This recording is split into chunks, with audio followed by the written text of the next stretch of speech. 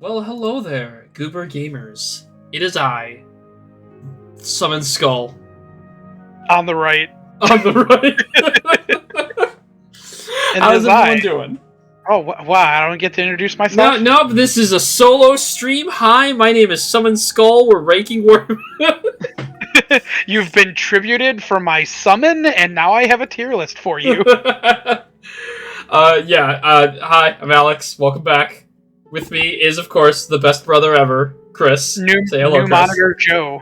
My name is New Monitor Joe. I will only refer to you as such. Okay, good. As long as somebody does.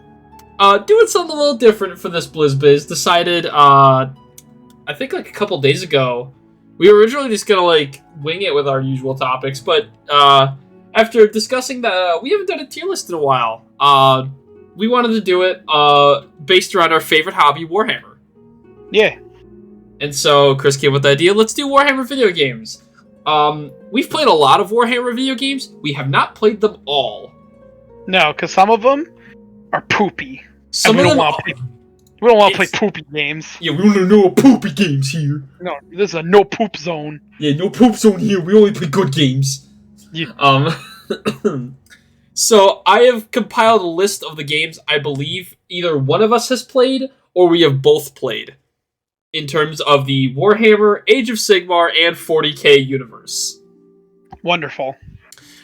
There will be some surprises, and I have included at least one mobile game. Ew. Because from what I recalled, you actually quite enjoyed the game. Oh, man. I wrote the list down because I had to gather all the screenshots separately, so when they pop up on the screen, it'll be Chris's first time seeing it. So these are... Be gentle, it's my first time.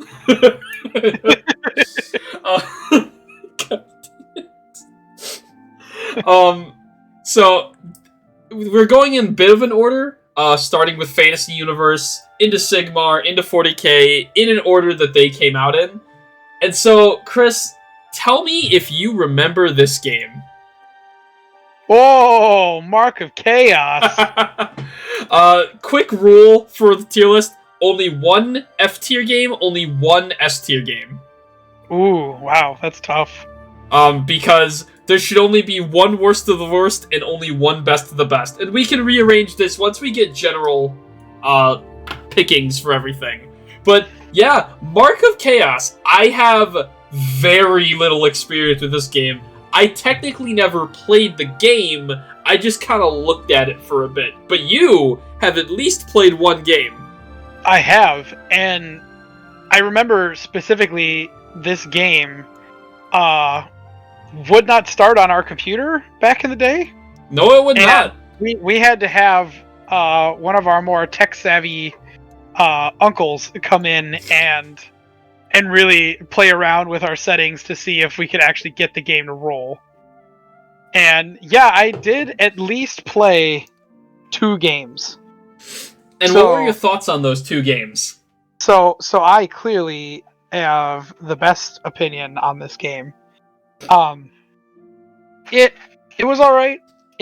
This is actually Mark of Chaos was the beginning of like Total War for the Warhammer games. Because that's exactly what this game was. It was just Total War. I was not a fan of the Total War franchise. Yeah, I'm not a huge Total War fan. It's way too much micromanaging. And I just don't really feel like I'm playing the game when I play Total War games. So like I said, I look back at this and the soundtrack is really good. I like the soundtrack. And I think being the first of its kind, a Warhammer Total War game, it was a different experience. It looked like a fun game. I think you might even have the discs for the game. I honestly don't even think the game works anymore. Oh, it probably... I think what had happened is we lost one of the discs. Discs. Discs. Put the S in there, Alex. Yucks. Yucks. I think I lost one of the discs a long while ago, and we can't even play the game anymore. It's like when you lose one of the 7 discs for installing World of Warcraft. How are you going to install the game now? Yeah, it's just impossible now. It's not like you can download the game anymore. Nope. We don't do any of that Battle.net bullshit. Battle.net, never heard of it. I only know Battle.com. You mean BattleOn.com? Battle on, baby! Oh, we'll have an episode where we'll talk about Adventure Quest someday. Okay, cool. I mean, I was kind of pitching an idea while we're recording. Maybe we could do an episode like almost centered mostly on pitching to each other a D&D campaign that we're writing up, because I know you've been talking about doing that Battle on one. I'd love to. Maybe like bounce off some world building. Totally. Oh my god. That's something we could totally do. Maybe we make that a little like a live stream. Yeah. But Mark of Chaos, where would you put it here in our rankings? Is it S tier? D tier. D tier?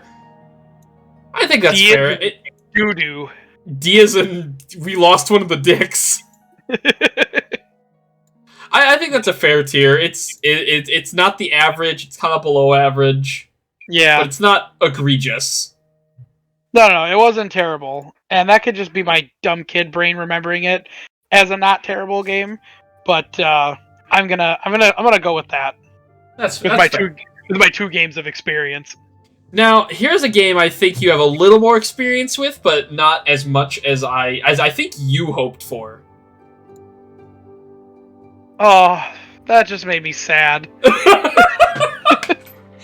Age of Reckoning. Good game. Again, this is another game I barely got experience with. I know you had a lot more experience, maybe not like a high level of experience in playing the game, but you played the game a lot more. Oh, I did. Yeah, low to mid level for sure. I think the highest because level cap in that game was 60. So I think I probably played my Dark Elf all the way to. So I had 3 characters. I mained an orc, a black orc like warrior or whatever they are, and I got him up to like level, I want to say 30, because I liked the idea of those characters, like the orc character getting bigger as you level up. Such a cool idea. It was. And then I got my Dark Elf, like Corsair. I got him all the way to maybe like 16. And then I got a Chaos Sorcerer all the way to like 23 or 24. So I definitely got my time in on Age of Reckoning. So, in terms of like tier list, what'd you like, what'd you dislike about the game? I mean, I liked, obviously, that it was something that I like. It was a hobby that I liked playing.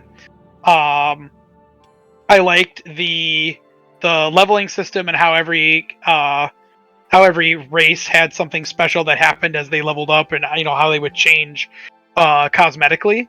Mm-hmm. I think the questing system was more streamlined than World of Warcraft at the time. Okay. The PvP system is actually something that everybody says, like, this game had the best PvP system out of any MMO that ever existed. That's what I hear. That's the only reason why it got the private server. I think it was called like Warhammer Age of Resurgence or whatever. Yeah, I was actually looking that up while I was putting these together.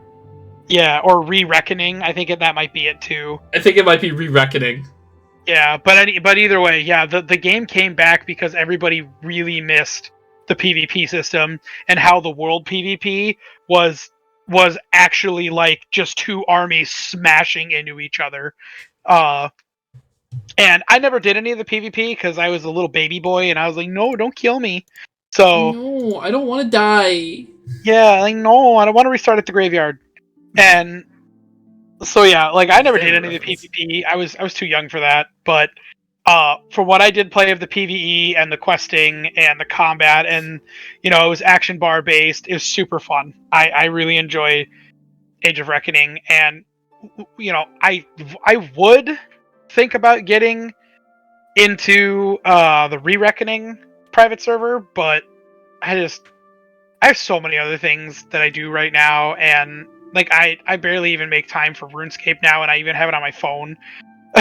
like like I just want to play Warhammer on the table. That's what I want to do.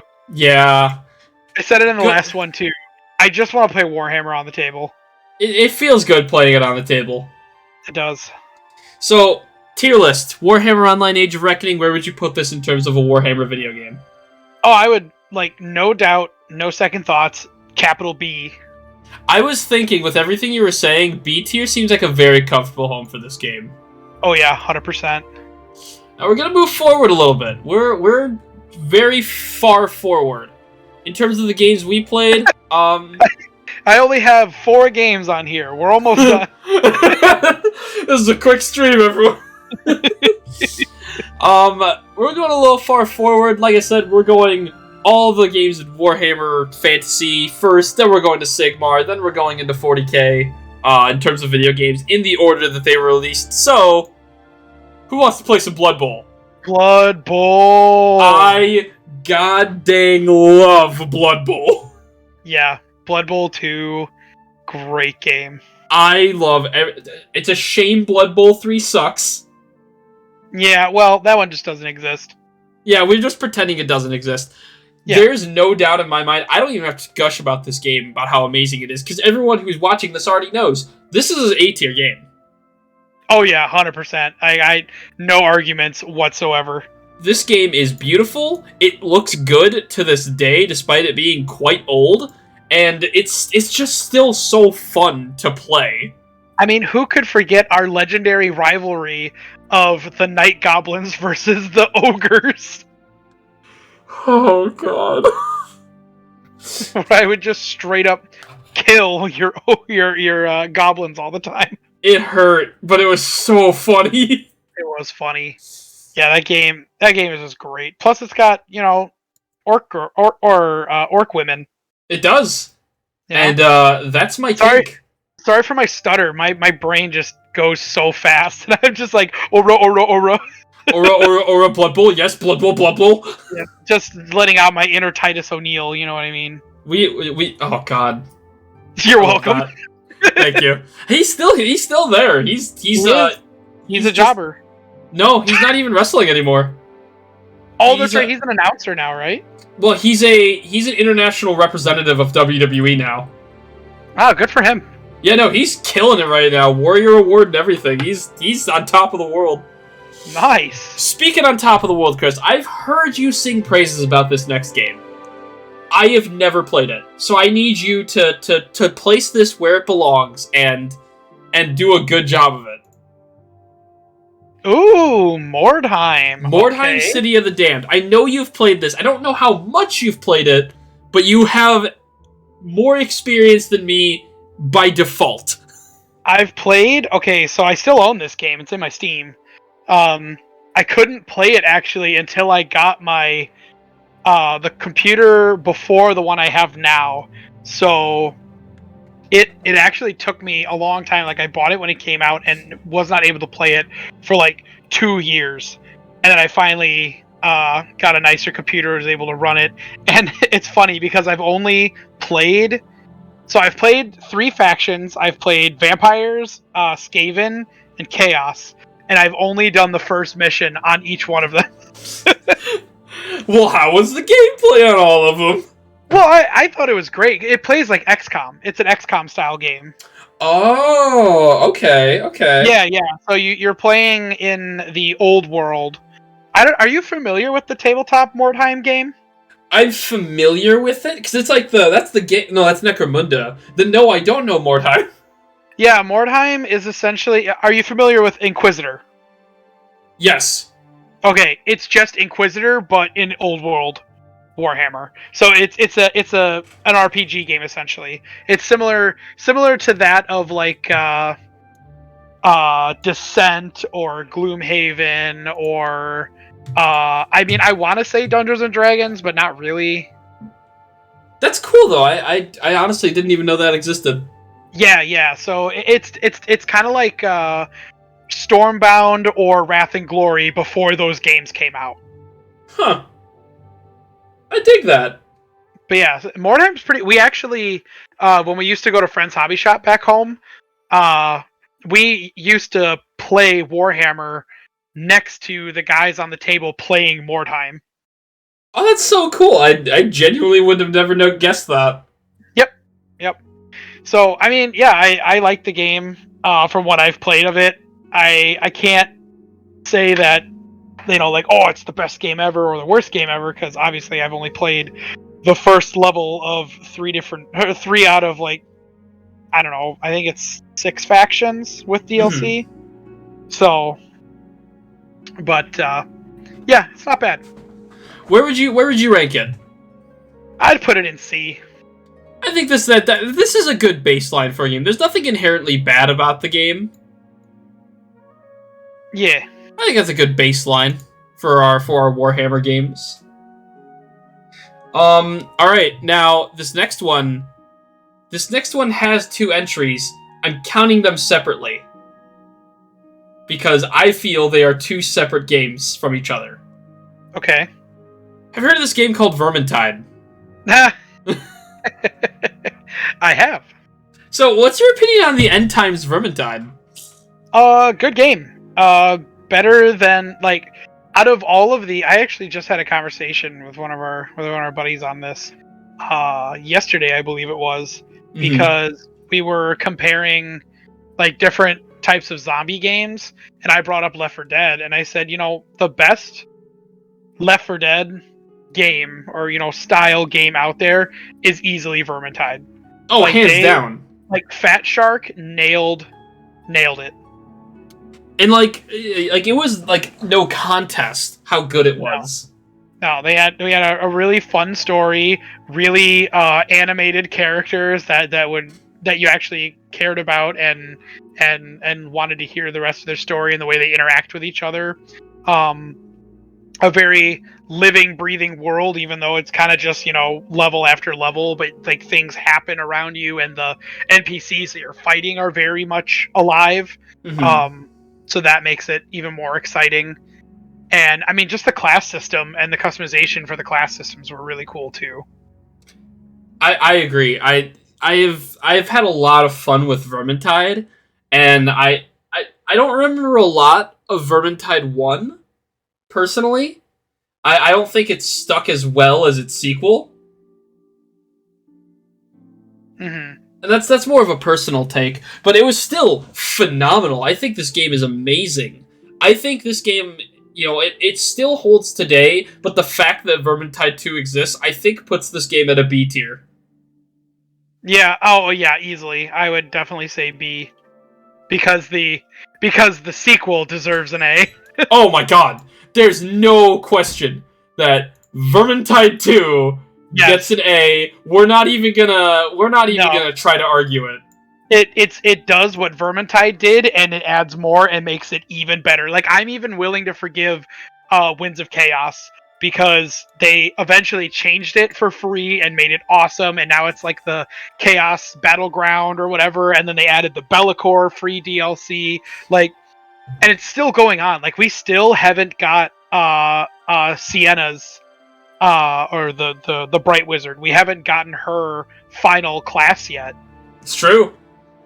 And like, my god, I've shown people, shown my friends Vermintide. They don't play Warhammer, but they were so into the game. They really liked playing Vermintide because it's just a super fun game. It's hard. It's a pretty hard game. Oh, it is. It can definitely get hard. But it's a fun game. Like, it's open for, like, literally anybody to jump in. Like, you don't have to be a Warhammer fan to want to jump in and just start slicing rats up.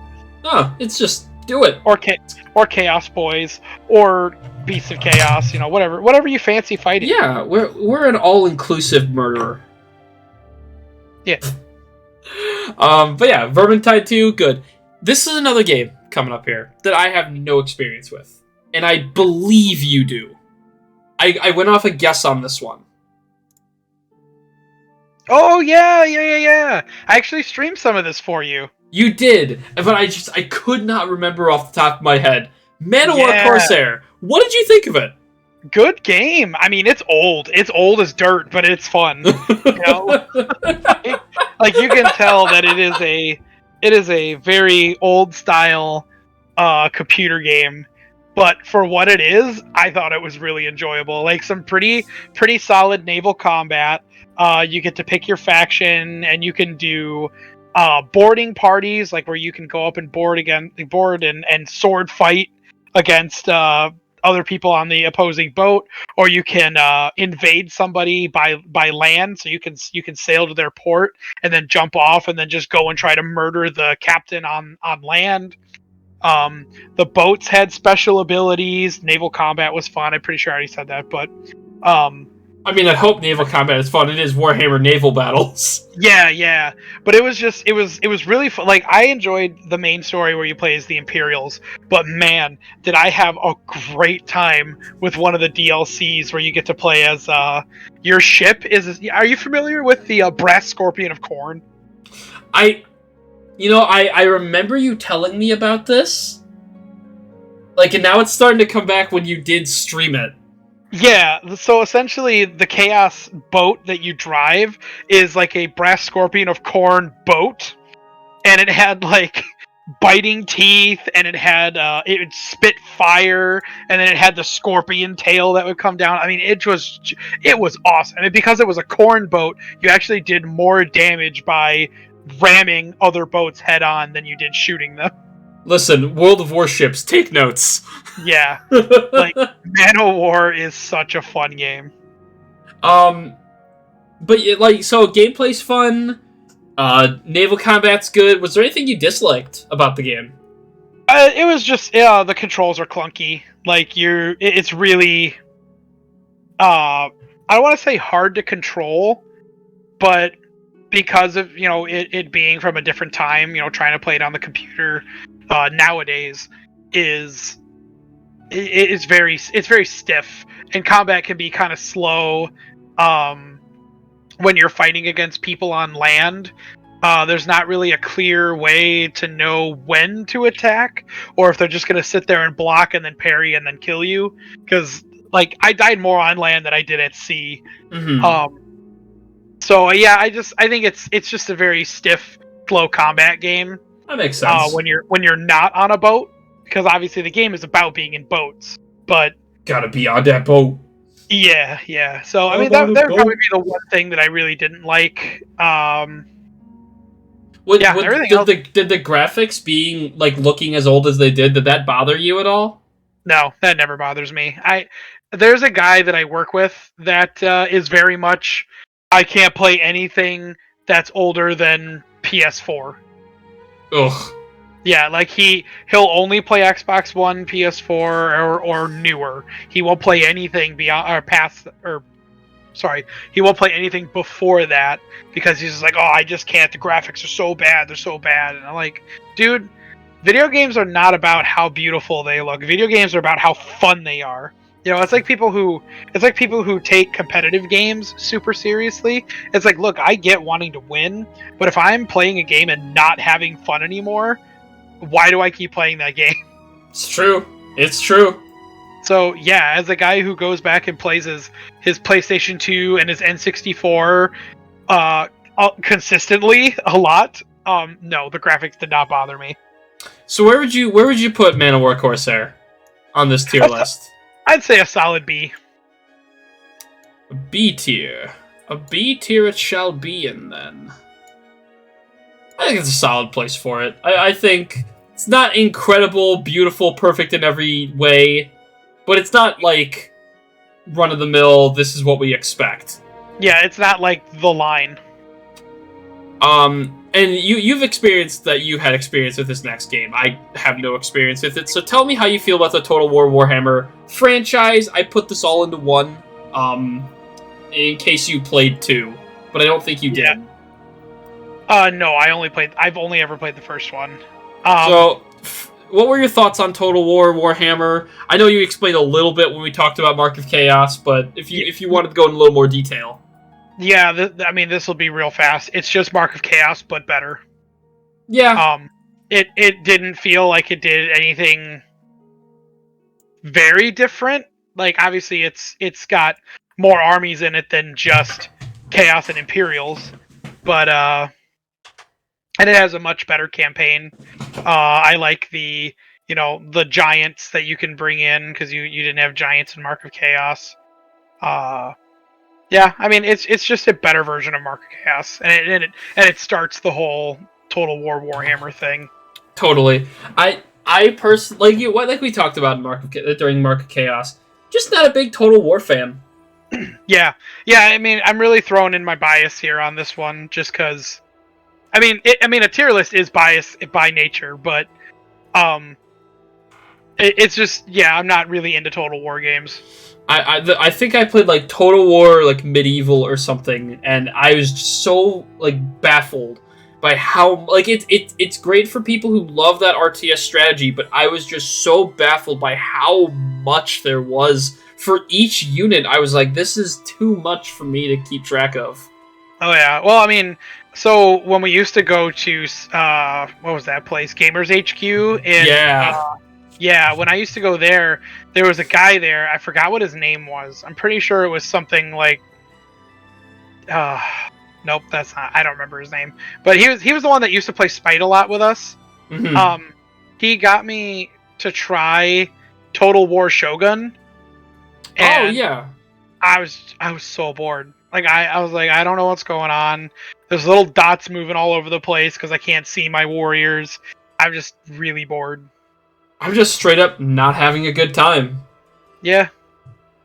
So, Total War Warhammer, I think, in terms of what we have and in terms of what it is, I think it's a C-tier game.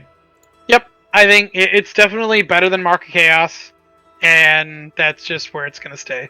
Yeah, for us, it doesn't do anything inherently bad, it's just not our style of game. Yeah, and I think that's kind of what C-tier is going to be. It's going to be half of, like, games that just didn't quite click, but were still fun, and then it's going to be games that didn't quite click and it's just not my style, but it's still like I can appreciate what makes it good. Totally. Believe it or not, we are done with the classic Warhammer franchise. In terms of the games we played, I believe. Yeah. I do have a Sigmar game on here. Unfortunately, I did not grab what is it, like Tempest Fall or something, the VR one. Oh, that one's fun. I did not grab that one, but hypothetically, if it was on here, where would you put it? Well, post-patch or pre-patch? You know what? You played it pre-patch? Do it pre-patch. Pre-patch, E. Yeah. Post-patch, I'd say probably a B. Interesting. Yeah, I just, literally just now remembered that you played that game. Yeah, sure did. I've played all the VR Warhammer games. The only Sigmar one I have on here is actually Champions. Oh, like the card game? Yes. Oh. I tried many a time to play this game. And from my experience, this is a D-tier game. I'll take your word for it, because I remember we bought decks. I got the Khorne deck, and I never played it. I played a little bit of the actual physical game. I played a little more of the virtual game, and this came much later. The rules are very confusing with the amount of tapping you have to do, with the amount of things you have to track. I think their goal was to translate Warhammer from the tabletop into a card game format, and that's just not gonna work with the type of game Warhammer and Sigmar was at the time. It's character based and it's really awkward to play. Yeah, I think what it actually was. I mean, not saying you're wrong, but I think what was really going on was Games Workshop was dipping their toes in a pool that they don't belong in, and that's the card game scene, because there's just no good Warhammer card games. There never was a good Warhammer card game. No, just let them stick to giving their IPs to game developers that'll actually make good games, and then just stick to their overpriced models. Yeah, because we'll get to a Warhammer card game they gave to someone else that is very successful and I do like, but we'll get there. But Champions, I just wasn't a fan of. I don't think it could ever survive in the physical card format, and it. I think also the big problem was it was just never supported by the shops. Yeah, well, another big thing too is that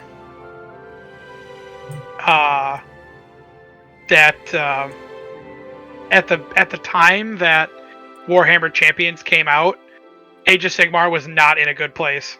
No, it was not. Like it was kind of doomed to fail. It's a shame though, because I do think Warhammer could exist in a trading card space. Maybe. I don't think it belongs in card games. I think the universe itself has potential for it. I don't think they have the capabilities to do so, but I think that Warhammer in general has the capabilities to be in a trading card space. Yeah, I mean, like, if they wanted to do something where instead of it trying to be like an army deck versus an army deck, like it should specifically be one army, and you play off the aesthetics of that army. Like, I don't know, just off the top of my head, kind of thinking like, okay, maybe it's like a Night Goblin card game or like a Gloomspite Gitz card game, and you can play as different factions, I guess, of the Gloomspite Gitz, like, or whatever the sub factions are, and like you have X amount of turns for one of the players to win, or it's a draw, and it's based off of like the positioning of the bad moon. So like the bad moon moves from one side of the table to the other, and after 10 turns, whoever has the least amount of damage taken, and you could do like squish X amount of mushrooms that are like shields or life, or I don't know. But it's like, I think it would work better if it was just centered on one thing, and then of course give it to a goofy army like goblins or orcs or something. Right. But yeah, I definitely think that would be a more solid way to do a Warhammer card game. I think it could exist in a style similar to Chaotic, actually, where you can do like this card could represent a unit, or this card could represent a character if they want to do a character-focused card game. And similar to the idea of moving around the battlefield with the cards, obviously with set paths and everything for where your cards can go on like a map that you can sell. But having the cards move around and interact, you could still incorporate dice. You could incorporate attack cards if you'd like. I think that would have been a better strategy than what was happening with the current game. But I do really like the idea of like a goblin-focused Bad Moon thing too. Just thinking about what you said, it's just like a chaotic setting. Sigvald the Magnificent attacks Archaon. Like, moves the card forward, turns into Sigvald, and he's let's get Warhammer. All I'm saying is that would be perfect. I don't even care. That'd be pretty funny. But yeah, we've played mostly 40k games in our day, because 40k was our main game. It was, until it became stinky. But that's neither here nor there, because we are starting with one of the best 40k games. Fire Warrior. Baby. This frickin' game. It's a game. I mean, the first-person shooter, amazing campaign. I liked even the multiplayer of it. It was super fun. And, God, having it based around Tau, too, that's so different. They haven't done that in forever. Yeah, that's the big one right there, is the fact that this was a game that was all based around a faction that, like, wasn't the centerpiece of Warhammer for the longest time. But this was also back in the day when Space Marines weren't the dry humping poster child that they are now. Like, they were just the main one. Yeah, well, I mean, they were the whole, like, people see Warhammer, and what's the first thing they see? Well, they see Space Marines. But it wasn't to the extent of it is now. Like, Space Marines now are obnoxious. Yeah. But yeah, Fire Warrior was an awesome game. I mean, it's definitely a game of its time. You know, like it's an early PS2 game, and it plays like an early PS2 game, first person shooter. But it was so good. Like just I think the game holds up. it does. It definitely does. Like if you can get past the slow movement, like walking around, you know, it felt good using the different weapon types that you got. You know, you kind of got to feel the whole uh, uh, armory or weapon line of the Tau, for the most part. Yeah. You know, starting out with your standard pulse rifles, and then you got your pulse carbines, which had grenade launchers attached to them, which was great. You could switch it up, and like later in the game, you got the railgun. Back when railguns yes. could be handled in by just troopers. Oh, I miss those days. Oh yeah, I mean, and just like the other weaponry too. Just like imagining this, at least now with my big adult brain, imagining now a Tau Fire Warrior, just a single non-named character Fire Warrior, wielding a bolter or a las gun, or it'd be you know, so cool.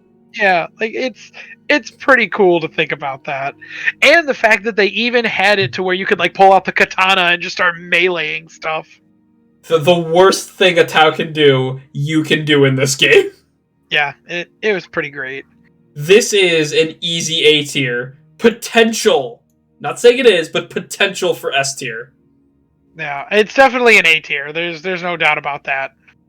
Love that game. Love Fire Warrior. Please remaster it and re-release it. I'm begging you. Yeah, like good story, good weapon variety. Good voice acting. Yeah, it had some pretty good voice acting. I think my only complaint about it would be because of the way that the first person shooter was, like because of the way the controls were for shooting, you had to rely heavily on the auto target system that it had, like the aim assist. Yeah. You definitely had to rely a lot on the aim assist. So you really didn't have the potential for like headshots or limb targeting, anything like that. That's fair. That's fair. Yeah. But the variety of enemies too, like starting out just fighting against traitor guardsmen, and then teaming up with the Space Marines, and then eventually fighting against Chaos Space Marines, along with like the boss battles with the Demon Prince, and fighting against the Lord of Change. Like it was awesome. This is our next one on here. No, there's no debate over it. This is an A tier game. I don't even have to show you. I can just throw this in A tier. Oh yeah. Just go ahead and throw that in there. Dawn of War, great game, A tier. This is one of the best Warhammer games to ever be released, and we're specifically talking about Dawn of War 1 to Soulstorm with this Dawn of War here. That's what I figured. Yeah, like this is all the original Dawn of War style. So like 1 through Soulstorm. Yeah. Phenomenal games. Still my favorite RTSs. Like, there's no RTS that's better than Dawn of War for me. It's just so fun. I think it captured all the lore of every army they put in so well too. Well, and the fact that the story just kept stretching on, like in a good way. Like it didn't feel like it was getting over like old or overbearing or tiresome. Like it was nice to watch all of these main characters, for the most part, until some of them die, but you watch these characters through the story make their progression until we finally got to Dark Crusade, when we were able to branch off and play more than just Space Marines in the campaign. And I'm just gonna say it, Gorguts over Gaskull. Oh yeah, Gorguts over the guy from Dawn of War 2 also. Well, we'll get to that, Chris. Okay. But phenomenal games. Love these. I still play them today. I was actually going through the Dawn of War 1 campaign recently. Well, you and me just played it like last night or the night before. Something like that. But God, there's such good games. I think my favorite was Dark Crusade. out of all of them. That one was really good. It changed so much. I loved it. Well, and it added the Necron, so you're a little biased. I'm a little biased, although Soulstorm added Sisters. I'm a very big Sisters fan. But Dark Crusade, I also really liked the Dark Crusade, like, objective campaign sort of thing. Oh yeah, that's the best part about it, is that you got to choose what, general and what army you wanted to play throughout the campaign. And that's why, I think Soulstorm is the best. That one's my favorite. That one added in a lot of extra units that are really fun. The flyers didn't make a huge difference. In fact, I don't even really use any of the flyer units in that game, but they did add things in, like the Khorne Berserkers, and it was nice adding in Dark Eldar and Battle Sisters. I don't really play Dark Eldar in that one because it's old Dark Eldar that I'm not a huge fan of. But regardless, it's still fun to be able to do the same thing as you do in Dark Crusade. Pick your general and play the game. And in fact, I think our very first narrative campaign for 40K that we ever did was Chris brought in that paper that had like the Cronus campaign or whatever. Mm-hmm. And we went to each of the planets and tried to claim them for each for ourselves. It was so fun. I love this game so much. Yeah, it's a great game. We need more games like Dawn of War 1 to Soulstorm. And what we don't need is Dawn of War 2. What a goddamn disappointment this game was. Can we be honest that this game had one decent mode? Yeah, the Last Stand mode was really fun. It's the only good mode. I didn't care for the gameplay. I didn't care for the campaign. Graphics are kind of pretty. Everything else... I don't think it was awful. I think that it was a change from the original formula that wasn't a welcome change. But the Dawn of War 2 was definitely more single-player oriented than it was multiplayer oriented. Like, it was not meant for like jumping in with a friend and playing the game and just smashing armies against other armies. Like, that's not at all what this one was about. Because this one you basically carried your HQ choice along with a couple of elite characters here, a mob or two here, and then instead of just reinforcing those units or getting more and more units, you would just upgrade those units. They would level up in sort of a sense of like a Total War style game. Mm-hmm. And it wasn't horrible. It's just not. It's not what I want in hashtag my Dawn of War. Hashtag my Dawn of War. My first experience with Dawn of War 2, actually, you might remember it better than me. What was that service where it was like, but what is cloud gaming?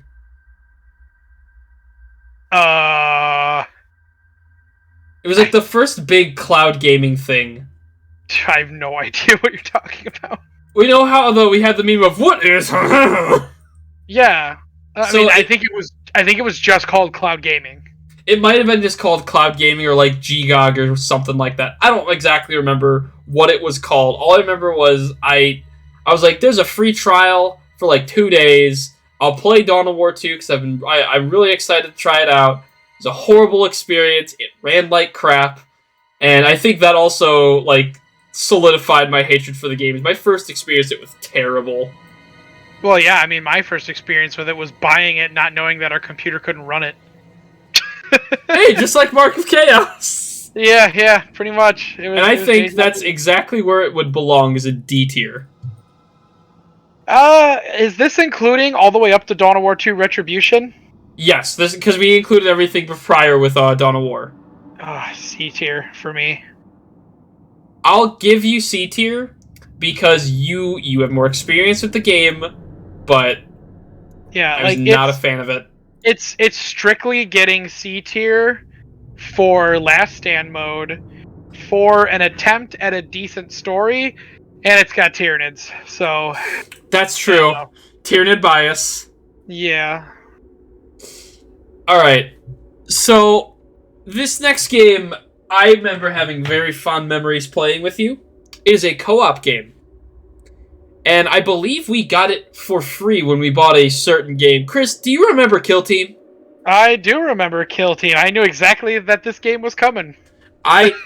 So apparently this game is like very much hated around in the gaming Warhammer community. I don't know why. I mean, it's simple. I think I know why. Because the game is $15. Ooh.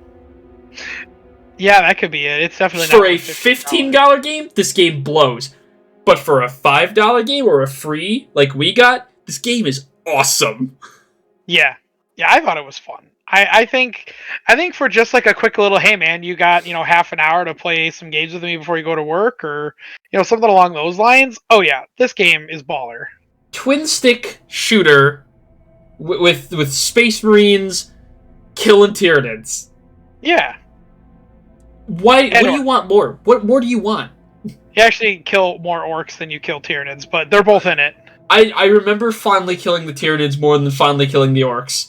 Yeah, you fight Tyranids for like 2 levels, and you fight orcs for like 6.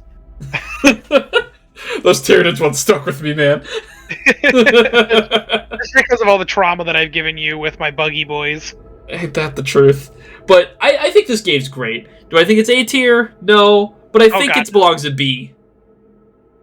I wouldn't even go. I would say C tier. Really? I thought the game was fun. It was enjoyable, but it's not like a game that I'm like craving to go back to all the time. Like I think that's fair. I think it's a fun little like, hey, you remember this game? Let's just jump in and play it, and then we'll play it for like an hour, and then we'll be like, all right, well, let's do something else now. This is a call out. Make Kill Team 2. And make it $5, please. You will sell so much more. You can release 8 levels for $5. I'd buy it. Yeah, I'm sure. Oh, yeah, that'd be fine.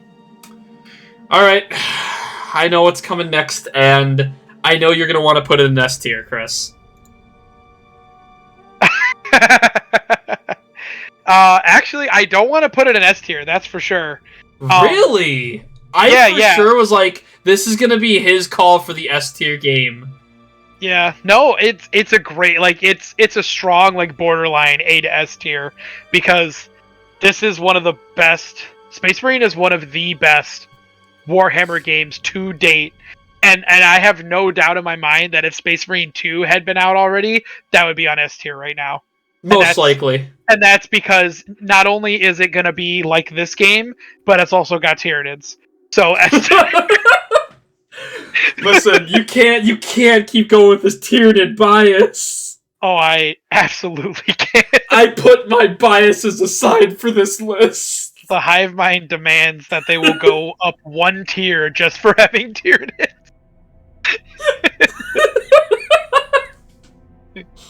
But yeah, no.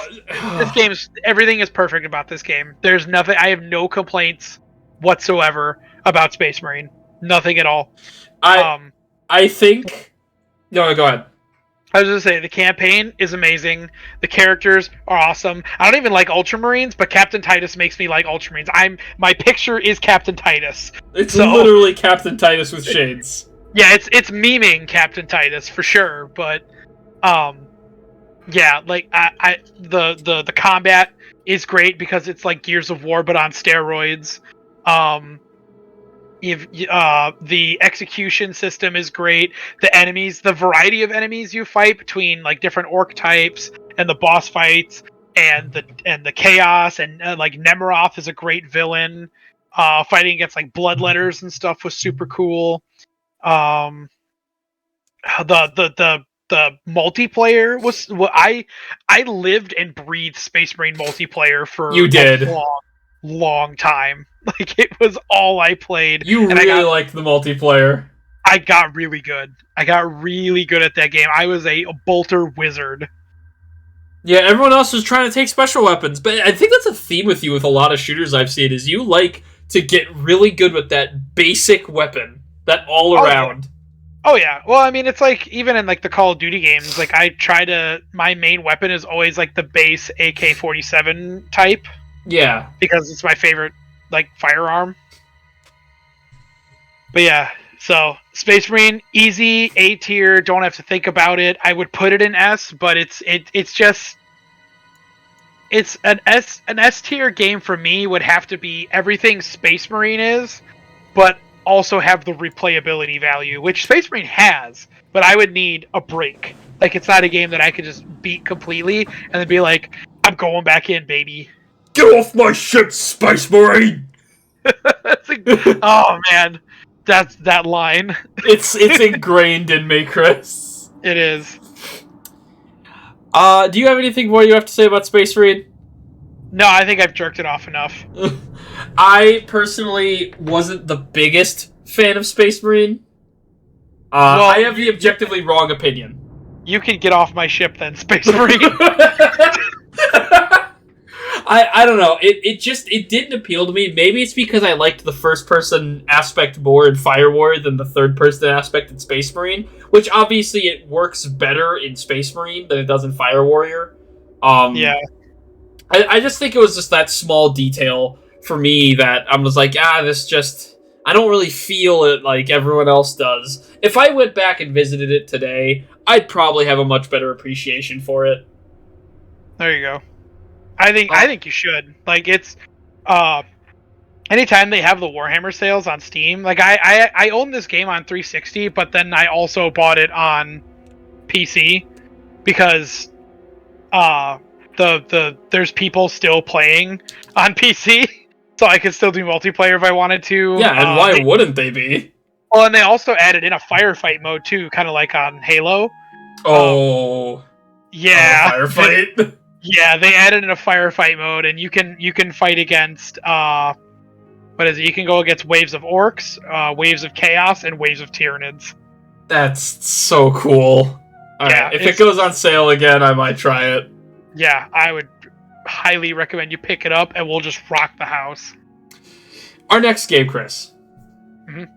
I never played, you had experience with, and you actually quite liked it. And, as I stated at the beginning of this video 52 minutes ago, it is a mobile game. Chris, do you remember Freeblade? Oh my god, yeah, I do! I forgot about that game. Yeah, that was fun. You very much liked this game. I didn't get a chance to try it. I think it's still out. It might be. I think it's like a non-update, but you can still play game. It's in maintenance mode? Yeah, probably. Yeah. So I remember this was what, because you're not the biggest mobile game fan. Nope. But this was one of the games you said, no. This game's different. This game is cool. It was, yeah. It was super cool. I mean, Imperial Knights are already really cool. Big, really stompy cool robot boys.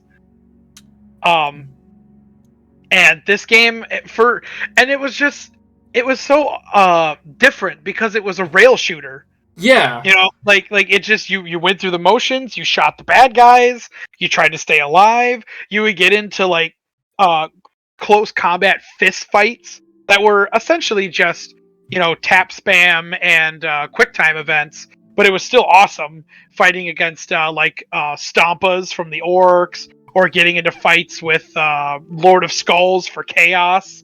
And just like being able to beat them, and then you just carve them in half and just keep walking like a badass. It was awesome. There's something to say about how cool it is to play as a knight. Yeah. As I have quite a few Imperial Knight. I think I actually have like 2 or 3 Imperial Knights. But I don't play them very often on the tabletop because I just don't think they're as fun as they were in 7th edition. He also likes his friends, so... Yeah, it's true. It's true. Like, unless they specifically said, yeah, man, play the knights, I want to blow them up, I'll be like, cool. I mean, it's the same reason why I've had my Hierophant Biotitan for years. I've had that Biotitan, and it's only been on the tabletop 3 times. Yeah. like that Biotitan I've had, it's got to be coming close to like 7 or 8 years I've had that Biotitan, and it's only been on the board 3 times because I want people to specifically request the Titan. It's like when Sigmar had like just come out, and I was the one, like, my only HQ choice was Nagash. Yeah. And so you're like, nah, bring Nagash, it'll be fun. I mean, it was goofy. It is what it was. I mean, it's like, you know, because people can still play Imperial Knights as armies, and it's just not fun when you're only playing against them. Like, I'm glad that they added in the Armiger Knights, because that's something a little bit smaller that you can take on instead of just going head on against an army of 4 Imperial Knights. And you're like, what do I do? You know, literally Sons of Behemoth right now. Well, yes and no.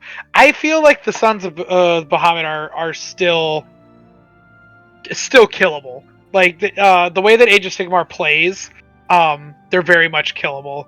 But I guess I also can't say too much because I did play a 40k game back in like mid.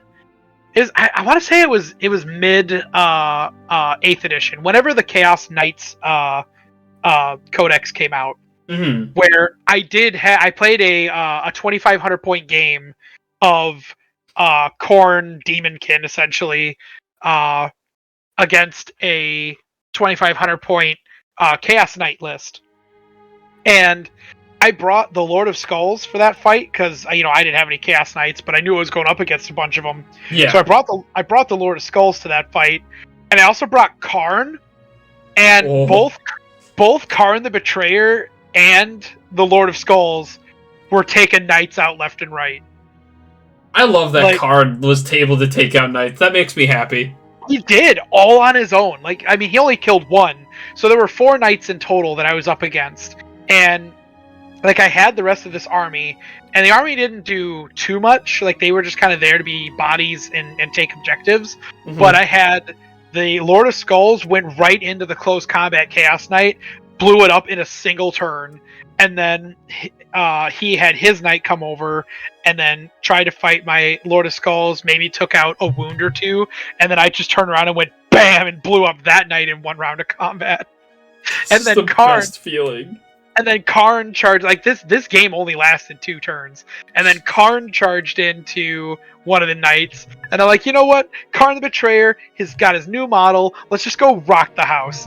And I ran Karn, and he killed the knight in 1 round of combat. Holy crap. Yeah, because I don't know if that rule still exists, but back then, I say back then, like it wasn't, like, I don't know, 2 years ago, 3 years ago, but yeah, during that time, it had to have been around like 2020, but around that time, all Khorne Berserkers and Karn the Betrayer could attack twice in the combat.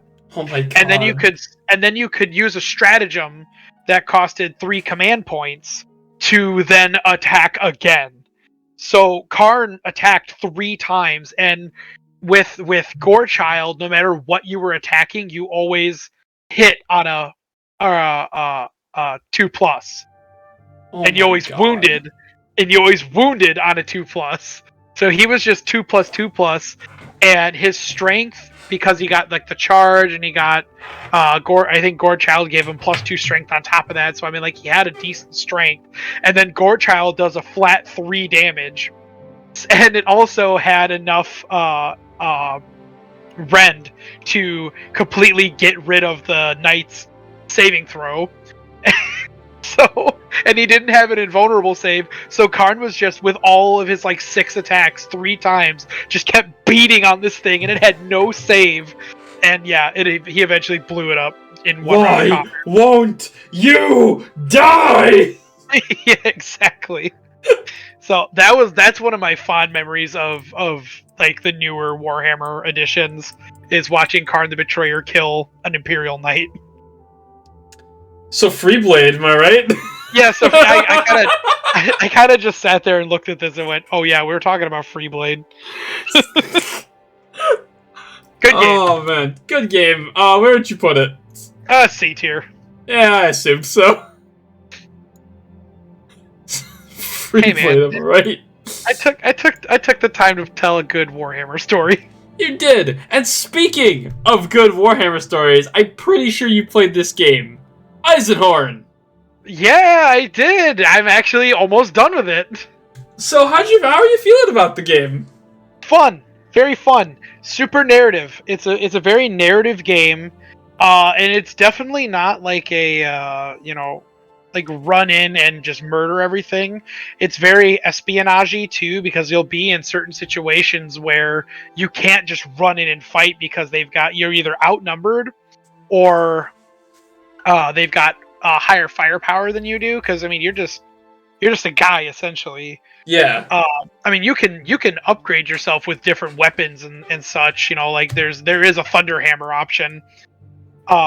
But I really like the idea of being Inquisitor Eisenhorn, who is a psyker, so you can utilize your psychic abilities to kind of like in the middle of combat, you can push them away and stagger them briefly with your psychic power, or you can like if you're hiding and doing the secret stuff, you can hide behind like a corner and then use your psychic powers to influence them and make them.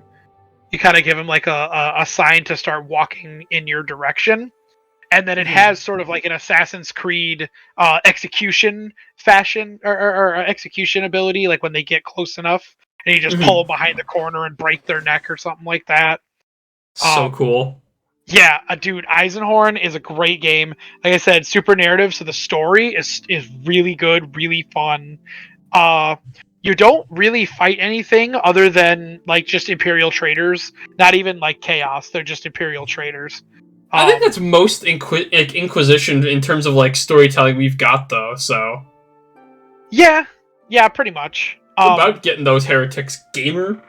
Yeah, I mean, as long as if they're Grey Knight Inquisitors, then they're definitely fighting demons. But then goodbye.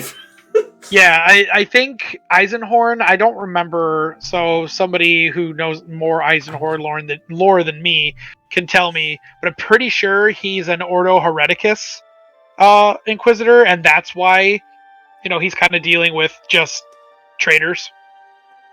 Probably. But yeah, it's a very fun game. I love a good story. I love the assassination stuff. I love the use of psychic powers, and I love my being able to customize and use my own choice of weapon. Like, I truly didn't expect it to be as fun as it is. Like, I bought it because it was cheap, and it was during like a Humble Bundle sale or something like that. And yeah, I was like, okay, well, let's give this a try, and I was blown away. And what's really fun too is like, so it's based off of an Eisenhorn novel.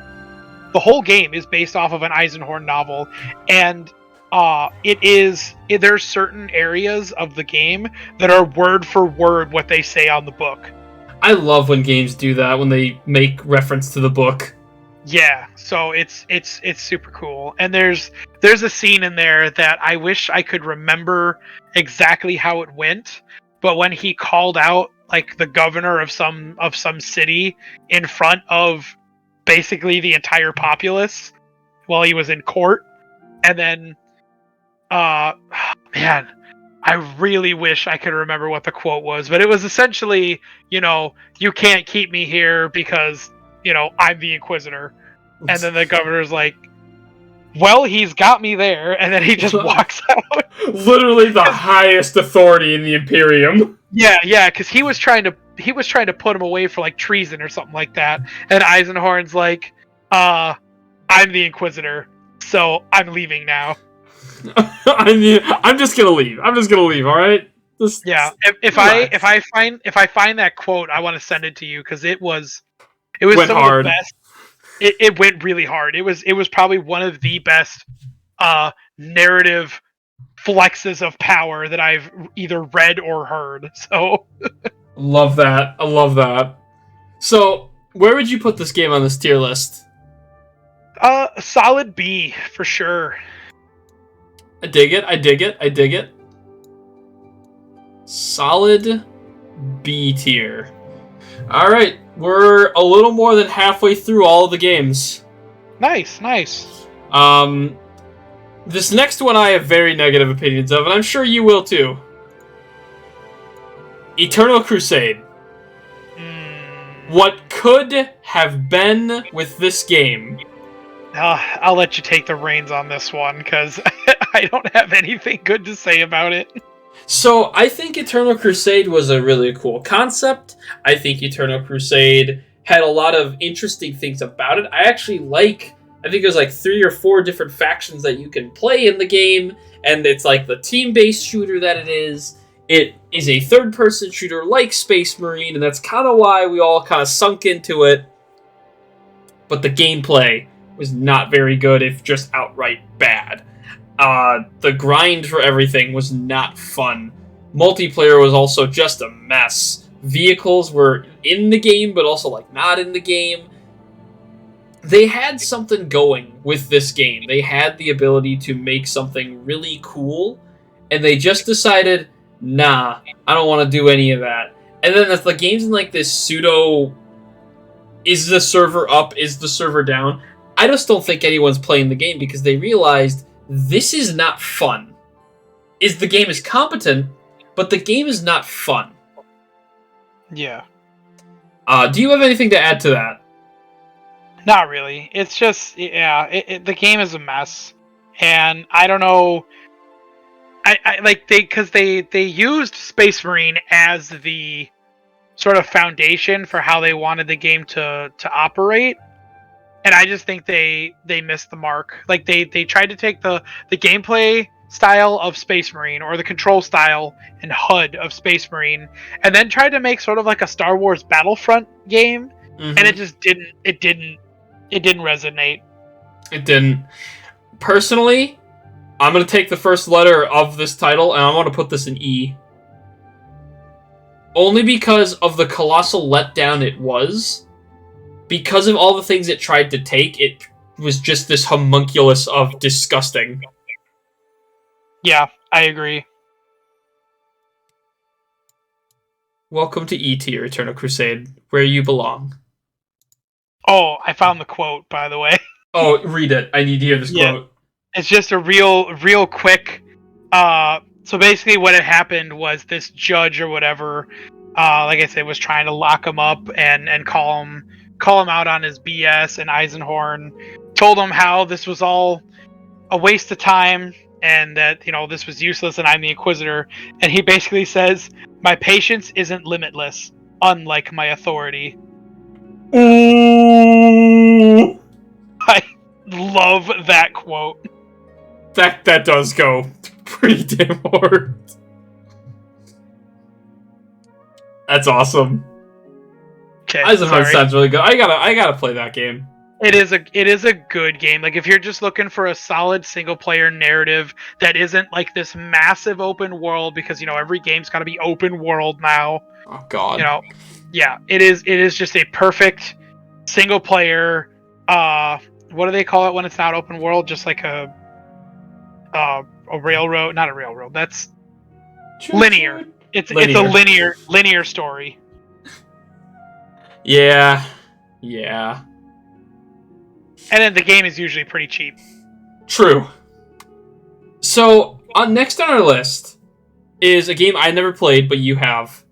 And another one that, very much like Kill Team, the community hated. How'd you feel about Inquisitor Martyr? Oh, dude, that's a good game. I remember when the game came out, like, it got so much flack. It wasn't finished. It was a rough game, and it was another one of those games that was stuck in development hell for a while. And yeah, it just, because for the longest time it was one guy was making this game. Before he finally started picking up more developers and programmers and artists to help him with it. And then when it did get released, it wasn't a full game yet. And after about a year or so, it finally got the official full release, but people were still kind of already stained from what was there, and the fact that they paid $46 for it was a little. But I think right now the game is in a great spot and it's really fun. Yeah, you tried to convince like everyone to play this game. Yeah, I mean it's essentially just 40k Diablo. Yeah. It's I don't know if you put the game on the list here, but do you remember Warhammer Chaos Bane? I do remember when Chaos Bane came out. I didn't put it on there because I don't know if you played it. I didn't, but it's essentially like that one is just Warhammer Fantasy Diablo. Right. I remember Chaos Bane was kind of popular, and then like it quickly faded. Yeah, it started because nothing was being updated for it, and it was just like it had kind of like the Kill Team feel, where it was a $60 game for like 4 hours of gameplay. And that's always the roughest. Yeah.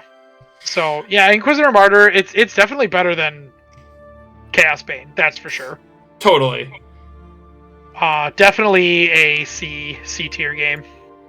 Interesting. I thought you were gonna put it in B tier. I remember you were a very big fan of this game. Well, yeah, it's good. I mean, the story is pretty lackluster. It's more, you're more or less just looting and shooting. Like that's your. I mean, I play a psyker, so it's more like looting and mind blasting, but.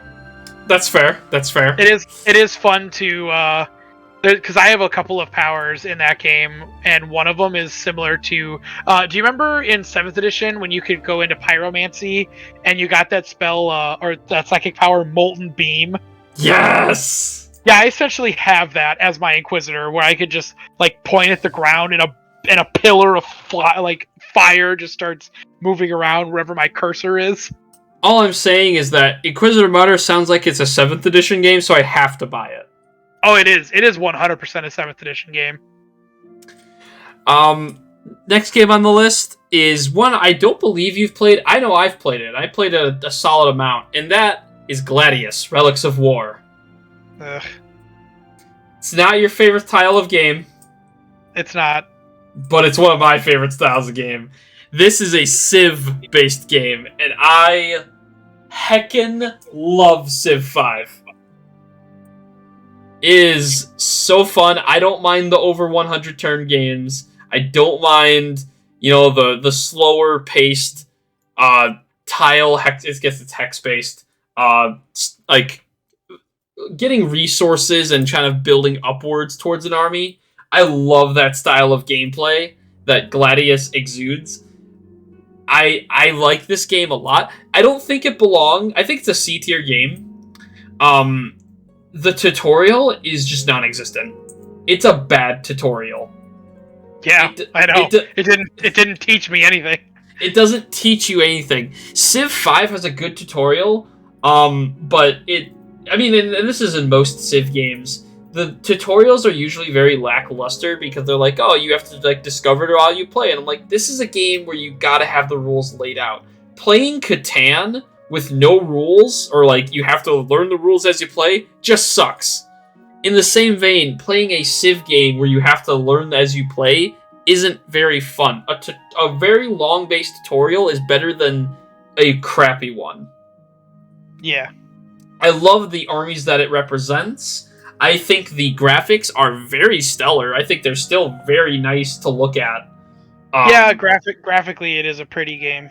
It's a very pretty game. Not the prettiest. I think Sanctus Reach beats it. I never played it yet, but just looking at the visually, I think Sanctus Reach is a lot better for that. But Gladius has a really cool niche. I won't play it often. It's not a game I jump to and I'm like, oh, I'm ready to play this again. It's one where I'm like, yeah, I could go for a Gladius game and then not touch it for another year. Yeah. So I think it very much belongs in the C tier with a lot of these other games. I'm noticing we're having a lot of C tier games, and that's fine. Yeah, I would put it in D, but I move it to C because it has Tyranids. Exactly. The Tyranid bump. We've been over this.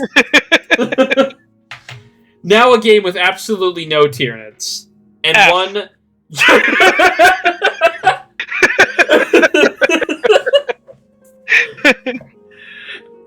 You're going to want to hold on to that F.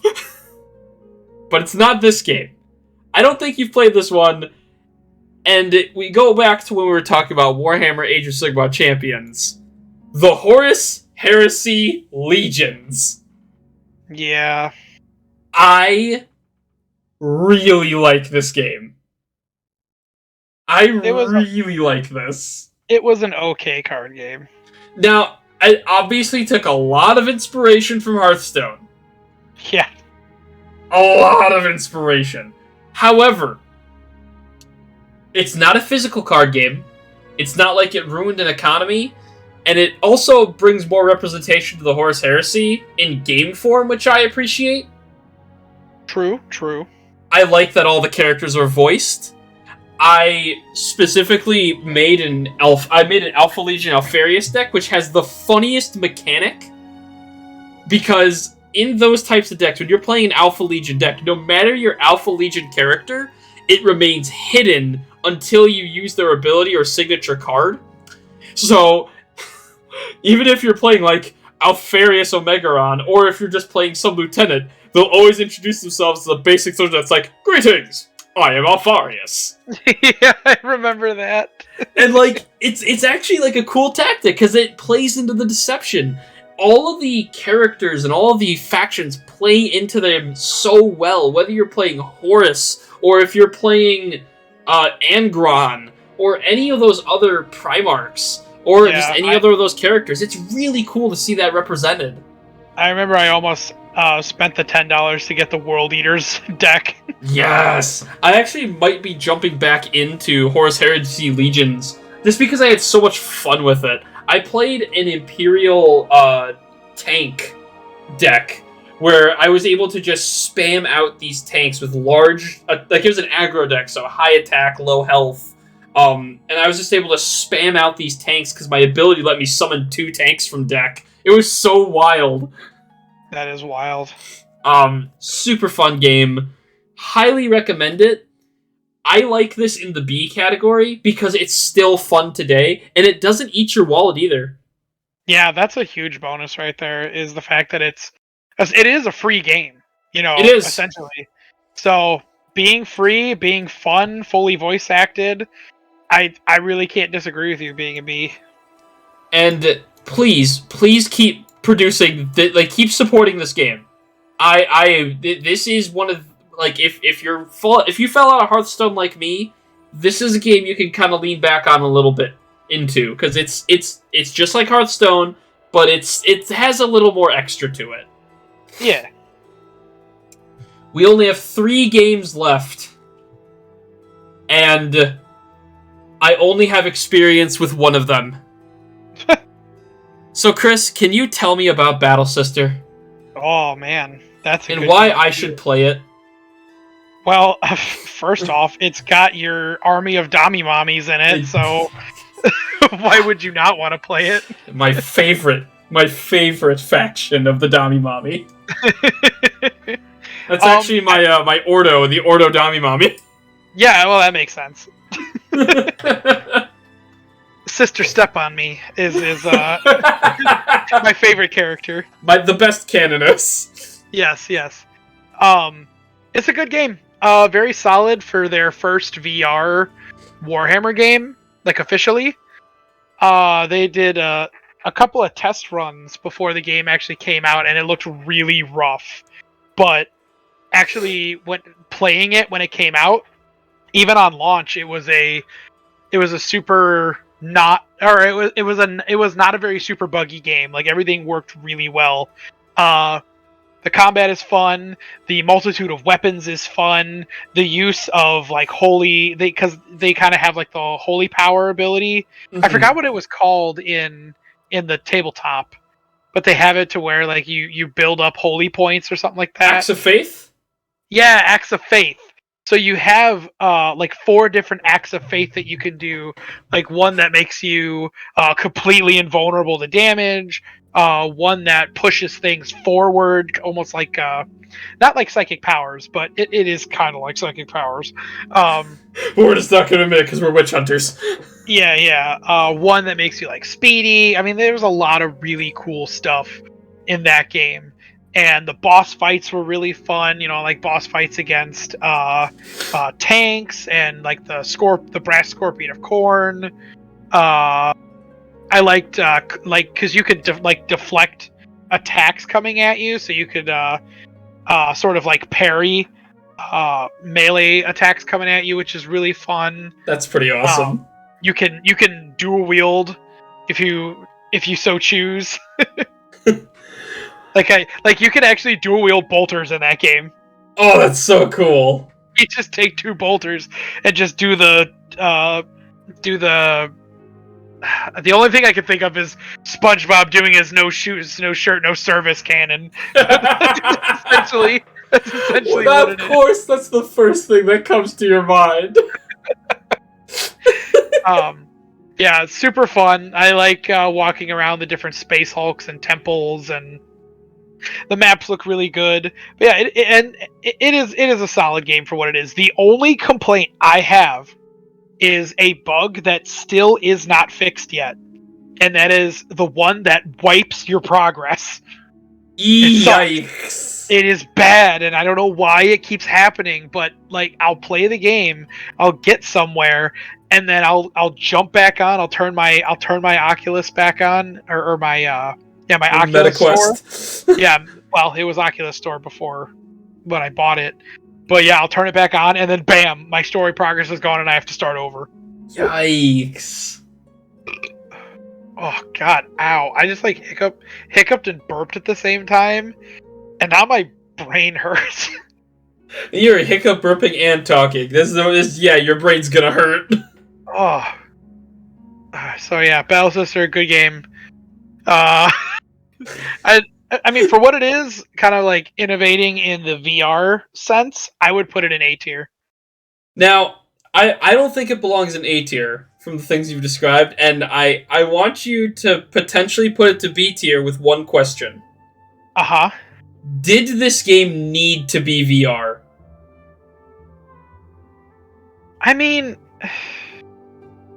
like, what do you want from it? Like, that's the thing, is like, it's 100% designed to be VR.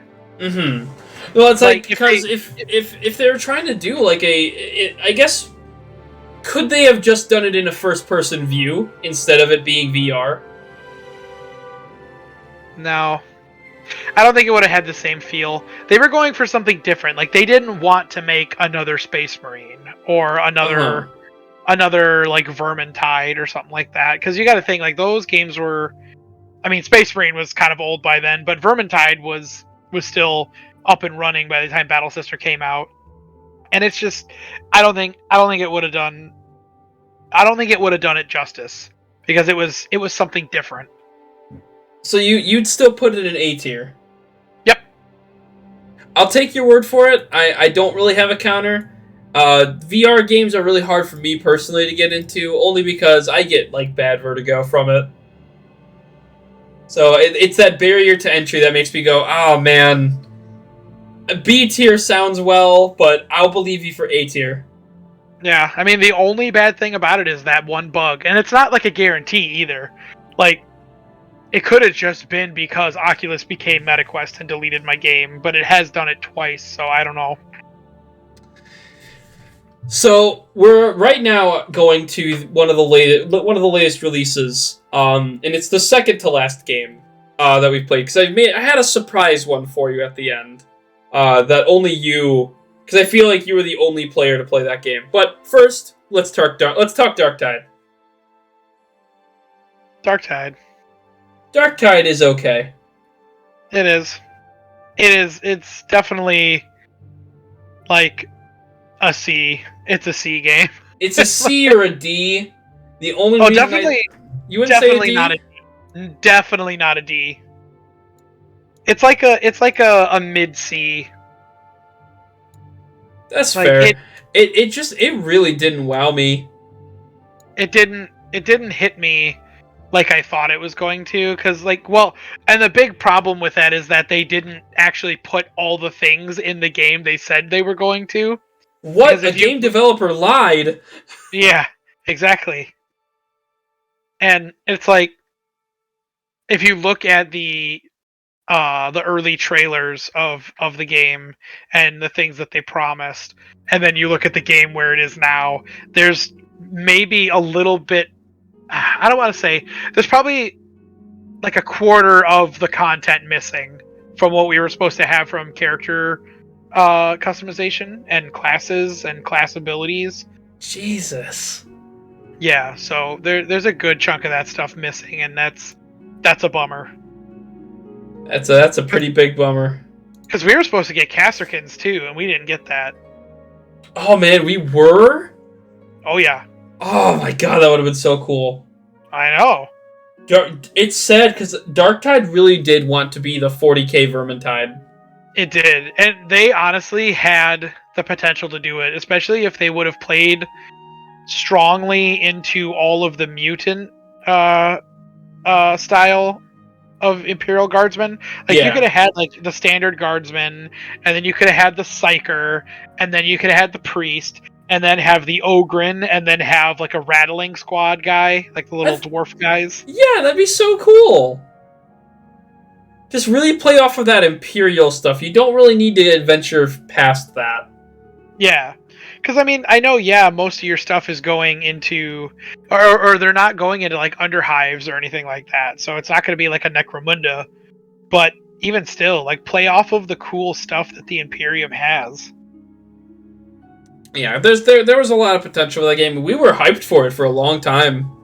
Yeah, I was super excited for it. And, I mean, like, it's still fun to play every once in a while. But it's just... It's a really repetitive game, and the fact that I can't play single player also is kind of a bummer. Yeah, I do. It's a thing with both of us. We do not like online only games, unless they're like an MMO. Yep. Because why can't you play it single player? You play Vermintide single player, but you could also play it multiplayer, and it works fine both ways. Yeah.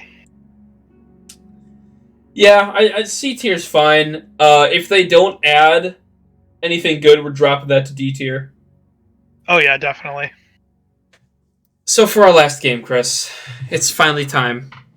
Yeah, I think I have a good guess of what this last one is. I think you do too, Chris, because this game really disappointed you, yeah. and I think this is going to be our F tier game. Chris, how'd you feel about Dark Nexus Arena?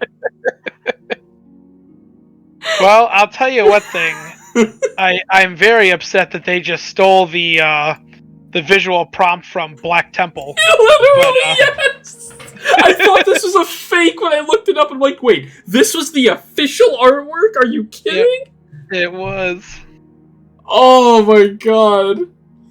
So, why don't you explain to the audience who might not know what Dark Nexus Arena was? Dark Nexus Arena. Yeah, that was Games Workshop's attempt at making... I mean, it wasn't even Games Workshop. They had no... They just gave them the IP. But it was... but I'm going to blame them anyway. Because that's what I do.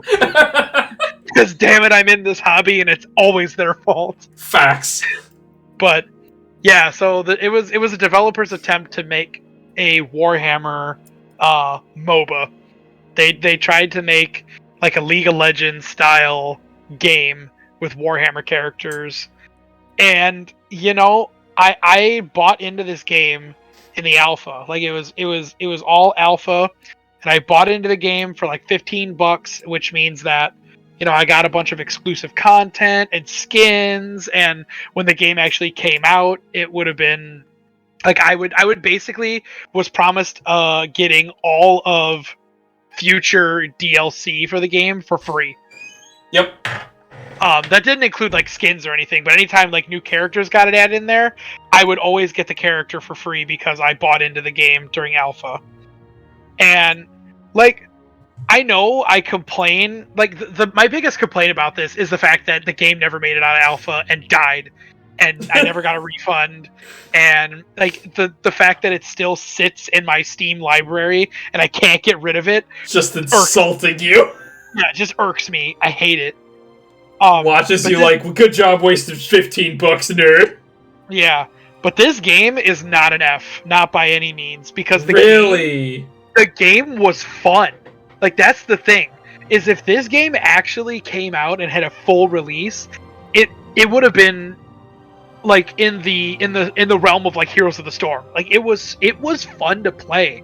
The characters that they put in there, like they weren't like named characters or anything like that. They were essentially just units from different armies, and then you could get skins for them that would make them into characters, which was what I thought was cool. I thought that was really cool. And then those named character skins also had, they were fully voice acted with their own custom lines too. So it was like one of the DPS characters that I always played was a Khorne Berserker. Of course. And I automatically, because buying into the game, I automatically got the Karn the Betrayer skin. So he had completely different voice lines to the Berserker. There was a tank character that was an Assault Terminator, and his legendary skin was Captain Lysander of the Imperial Fists. That's so cool. Yeah, it was super cool playing as Lysander. And then, like they had the, I want to say the Orc Mech Boy or something like that was the Orc character. And he would like drop down turrets and have little grots go and run and do things for him. And then they also had jungle camps. And all the jungle camps were like Tyranids or Scarab Swarms for Necrons. Like it legitimately was a fun game. Like I have no complaints about the gameplay at all. And even though it burns my soul that this game never became a thing, I would still put it in D tier, only because the gameplay was fun, but it did me dirty. So D for dirty. I'm gonna be real, I was not expecting this. I thought you were going to just dump and dunk on this game and be like, it deserves the F. No, I definitely would not give it an F because the gameplay was fun. It just did me dirty. So, we're left with one question now, because I don't think we'll have an F tier game.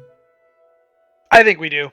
Now that everything is out, now that everything has been exposed and we have everything, I have my... No, I actually have both an S and an F, and I'm sure we'll differ on them. I'm going to have... I have an F.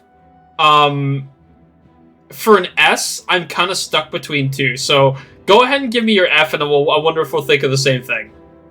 So, my F is Eternal Crusade. See, my F was Age of Sigmar Champions.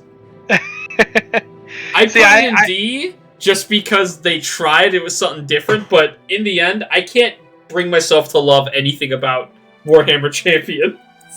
Yeah, I mean, I don't really have a opinion on it just because I've never played a single game in my life. You know what we'll do? We'll put Crusade in F, but we're moving this to E. I'm fine. Yeah, totally fine with that. Just because... Because I think Eternal Crusade has done me more dirty than Dark Nexus Arena did. Because not only did Dark Nexus Arena was a fun game that just fell through. So I sit here and say they took me money. But they took me money. You know, the game just didn't get enough backing to where they could get to every tier. You know, if they would have gone through like Patreon or GoFundMe or something like that, or what's the other one that everybody uses? Kickstart? Kickstart, that's the one. If they would have used like Kickstart, then this game probably would have made it. But I don't think Steam was giving them enough advertisement to where it would have got the community it needed to back it up. So it's not Dark Nexus Arena's fault that it didn't make it or that it fell through. Mm-hmm. Unlike Eternal Crusade, which I paid money for, and then it was not a great game, and then it went free to play, and it's still not a good game. They were really banking on the idea that we'll just go free to play. $30 for Eternal Crusade when it came out, and even then, it wasn't worth the money. It wasn't. It was not a good game. And it's still not a good game, and they made it free to play. So they took my money for their bad game, and now nobody else has to pay for their bad game. That's why they're an F tier. You know what? I can agree with that. I absolutely can. Now comes the arguments of S tier.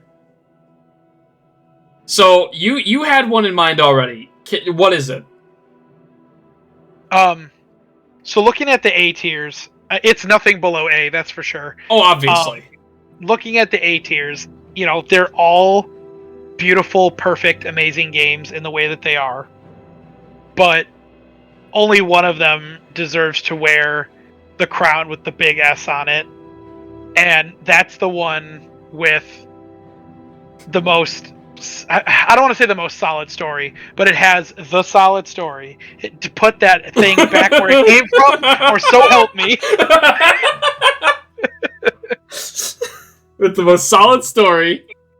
Yeah, so not the most solid story, but one of them. So it's got a solid story. It's got really fun gameplay that, kind of defines an age. It's got great, memorable characters that, you don't necessarily remember everything that they say, and you can't quote all of them all the time, but you know them enough. And it's got a mass variety of visuals. And that's the Dawn of War series.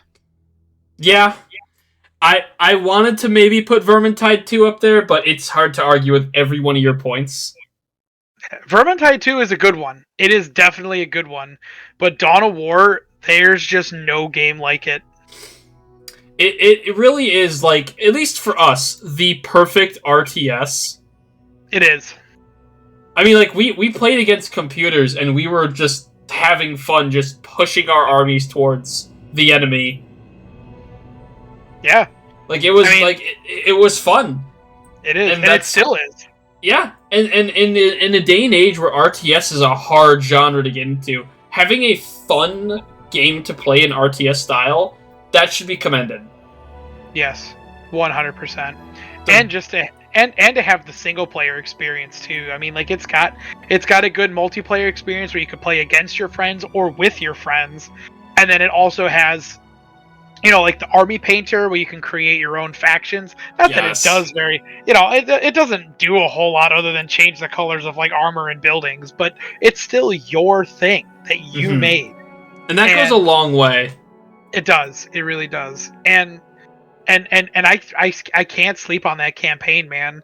Like the fact that the main campaign stretches from game 1 all the way to Soulstorm. Like you follow the story of the Blood Ravens, and you follow the story of Uthway and Gorguts and the bad. Is it the Evil Sons? Yeah, the Evil Sons. Yeah. So yeah. Yeah, it's hard to argue with them. I tried in my head while you were talking to make a case for Blood Bowl 2. Perfect game, but I think it's the game that sells it, not anything around it. Yeah. I could say that. And then kind of the same with Fire Warrior. I think it's the game that sells it, not the game around it. Yes, most definitely. Yeah, like Fire Warrior, it doesn't really have anything else going on around it other than just, I'm a fire warrior of the Tau, and this guy in my head talks to me, and now I'm gonna go shoot the bad. Yeah. I was gonna mention, just another off topic here. So apparently in the Arcs of Omen storyline, there's like a ton of stuff going on right now, and like that whole, I found out some interesting things that like Vashtor, big stink. Yeah, Ted Bellicor, yes. Ted, yeah. Apparently he's like as strong as a Chaos God. Like he has all the means of like going up against the Chaos Gods toe to toe, but he's just choosing not to because it's more profitable to be an arms dealer. He's over here like, this is me when I'm 10 Bellicors. Like, yes. Yeah. Like, yeah, he's apparently just so powerful that he can fight the gods. But still got outwitted by Bellicor at some point. He was going for because who hasn't? Yeah, he was going for one of like the keys, and Bellicor just outwitted him and took it from him. Take that, nerd. He may be as strong as 10 Bellicors, but he's as stupid as a git. So. Hey. And And then we already talked about the Farsight thing. Yeah. I'm so ticked about that. Let's see, what else was there? Oh yeah, Abaddon's an idiot and it needs to be replaced. I mean, we already knew that. Yeah. Well, so in the story, Abaddon is like, he like 100% trusts Vashtor. Of course he does. Vashtor is straight up going, I want all the power to become a god, and you're gonna help me do it. And Abaddon is like, yes, daddy, tell me what you need me to do. Like, this guy's making insanely sense to me. Yeah. And like, I just don't understand, but whatever. And then for orcs, because there's some orc stuff going on, it's not Gazkal that has the spotlight for the orcs right now. Who does? It's Nazdrag, baby! My man! Oh, I love to hear that. Yeah, he is all over the lore. Like, anything that has to do with the orcs right now is all Nazdrag's forces. Holy crap, I haven't heard the name Nazdrag since 4th edition. Yeah, well, that's the thing, too. It's like, he is like the second most influential and powerful war boss when it comes to army size. He's just about trading, and I love that. Yeah. So, yep, it's all his wah that's in this storyline. I love that. I love that so much. Finally, something good out of the Arcs of Omen. Yeah, something good finally came out of it. Thank God. So yeah, that's our tier list. Bit of a shorter episode this time around, but hey, tier lists are cool, and you're gonna freaking appreciate it. Yeah, you're gonna like it. He put that Summon Skull put all 2,500 points of his attack into making this. It's true. What, do you think I got a Maki-You the Magical Mist in my back pocket? I don't. Nope, not happening. I always let you do the outro, Chris. You got anything to say before we stop? I do. Always remember that my patience is not limitless, unlike my authority. Hey guys, thanks for watching. If you'd like to see more of what we have planned for Blizz Bizz, be sure to click that subscribe button. Maybe even, I don't know, give that video a like. Please.